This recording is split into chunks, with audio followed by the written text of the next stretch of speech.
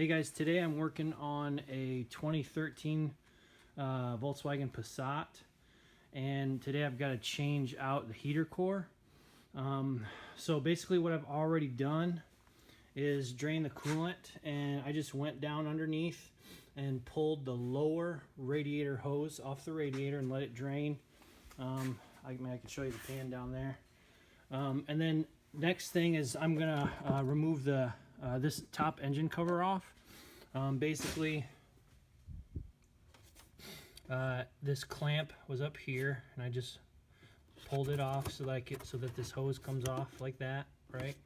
And then there's 4 grommets at each corner on this engine cover, and you just kind of pop them up and pull this off. So I'm gonna pull it off and come back. Okay, guys, so you can see the engine cover's off. I'll show you, 1, 2, 3, there's the 4 grommets. You'll notice this is actually a separate cover, and I took it off. I'm just not realizing that didn't need to come off to get this whole thing off. But the reason you got to get this engine cover off is because back here, let me get my light in a good spot. Back here are your 2 hoses going into your heater core, and you can see I've removed this one, and the other one is underneath it. You can see that. And basically all you do is take a screwdriver and pop that clip out of the connector, and then just pull the connector off the hose. So I already did this top one. I'm going to do that bottom one and be right back. And these, if it's never been worked on before, these are like, once you pull that clip off, I mean, I had to take both hands and pull this back. I mean, you can see how corroded it is and nasty, and so they're stuck on there pretty good. So if it's hard coming off, that's kind of one of the reasons why you got to get this engine cover off, just to get to them, because I had to get both hands on there and really pull on it to get them off. But yeah, I'm gonna get that bottom one off, and then we'll go inside the car. Okay guys, so as I was working on the second one, so the reason you want to take these off is because underneath, in between the 2, there's a 6mm nut right there.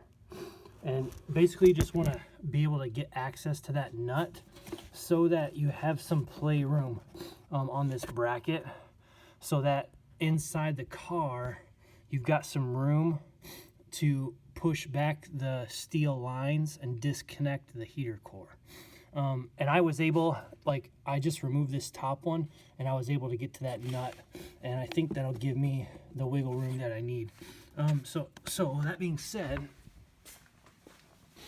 we'll go inside the car here, and kick the seat all the way back. Basically what you're going to do is there's this compartment right here.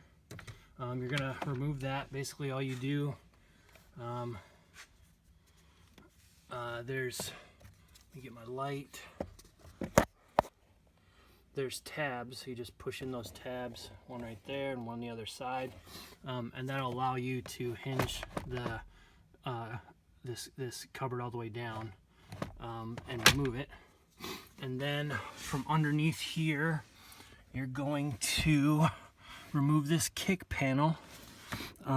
There's just a couple of Torx bit screws, one right there.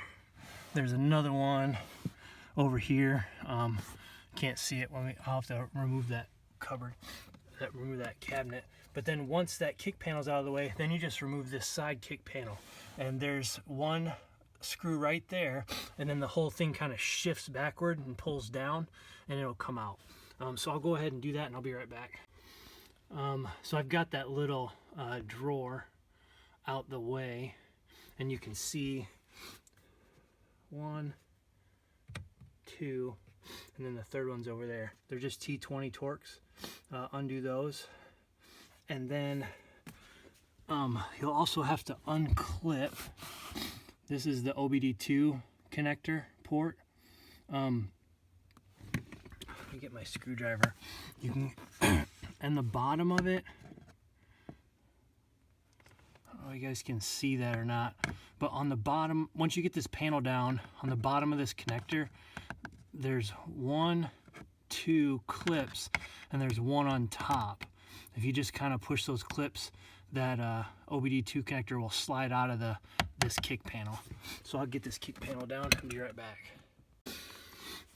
Okay guys, so that kick panel's off. So you can see I disconnected the OBD2. Right there's those 2 little tabs. Like I said, just put a pocket screwdriver on those tabs and it pops right off there. This side panel is exposed, or is removed, and to expose all this. Now the next thing is up underneath here. That is the cover.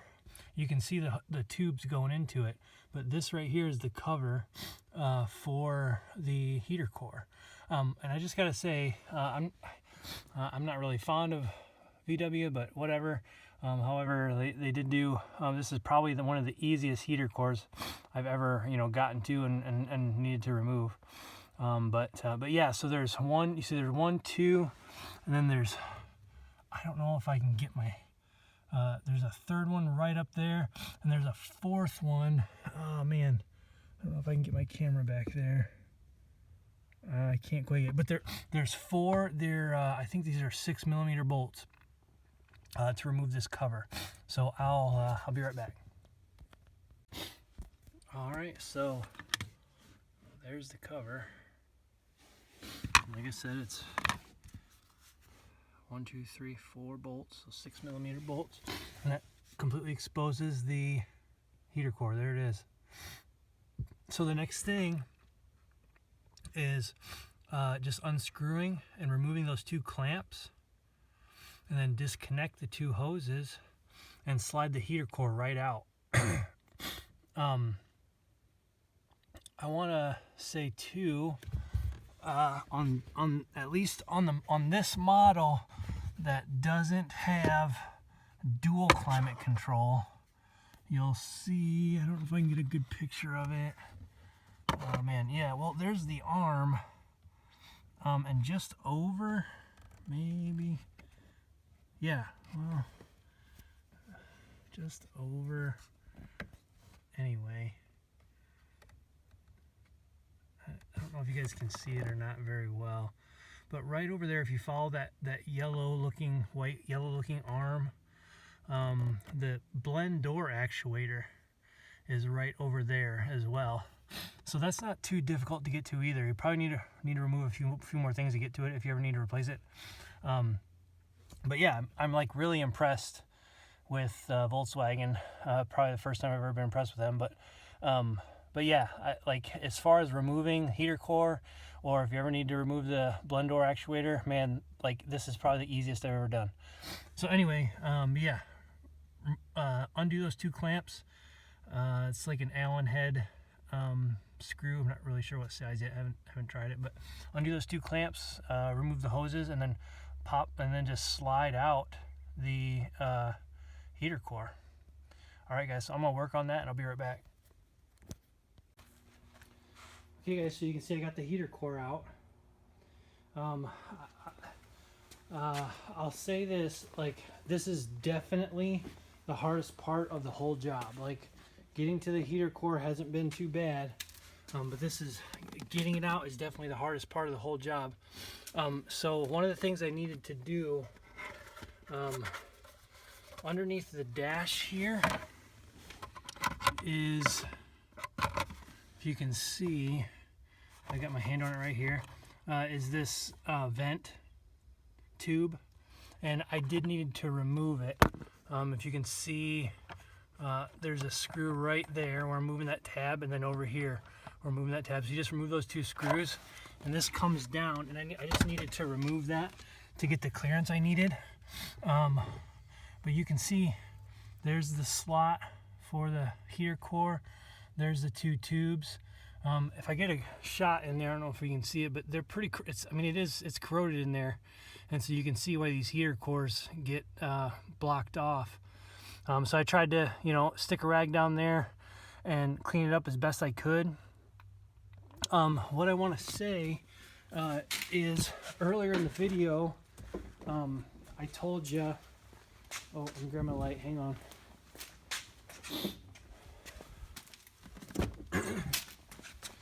I told you earlier in the video that I disconnected that upper hose there, and I left the lower hose, and then in between, let me get my light. In between, the reason I disconnected this hose was in between here was a screw or a nut. It might be one or the other. In my case, it was a screw, just a 6mm screw.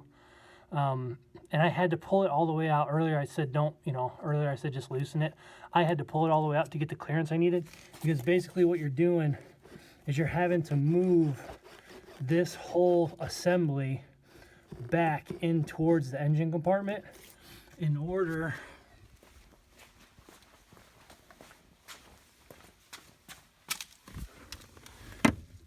to get these aluminum lines to shove back far enough so that it'll disconnect from the heater core.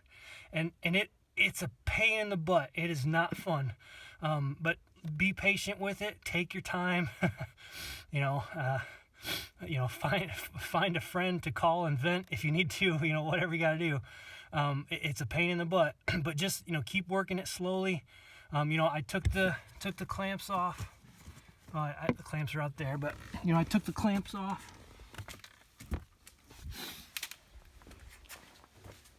Out here, you can see I got the clamps on the floor. I took the clamps off and then just kept working it and working it and working it.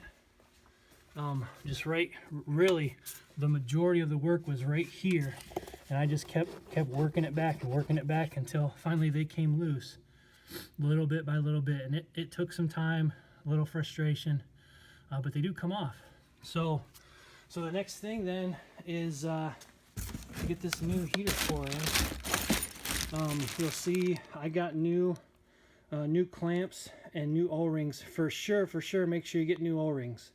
The clamps you might be able to reuse.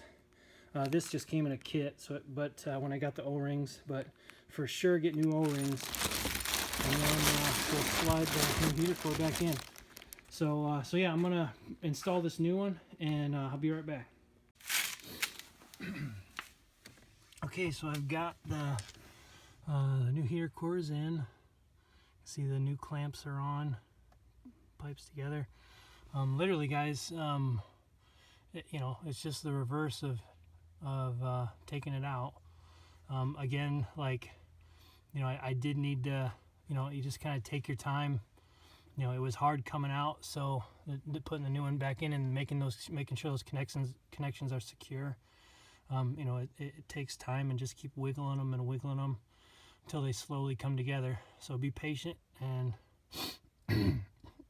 just take your time. But yeah, so that's the heater core it's in, and like I said, the rest is just the reverse of removal, putting everything back together. So yeah, so that is how to replace a heater core on, what is this, 2013 VW Passat. All right. Okay, guys, just one final thing. I forgot to mention as I was making the video, the complaint that the customer had for this vehicle. Again, it's a 2013 VW Passat, but the complaint that the customer was having was that it was only getting heat out of this driver's side vent, and like these other vents, the middle vents and the passenger side vent, were blowing cold air. Initially, I thought it was the blend door, which is why I mentioned the blend door earlier in the video. When you gain access to the heater core, if you look up higher, you can see the blend door actuator, and once I got in there, I could see the blend door actuator and was adjusting the temperature setting, and you could see that blend door actuator was functioning just fine.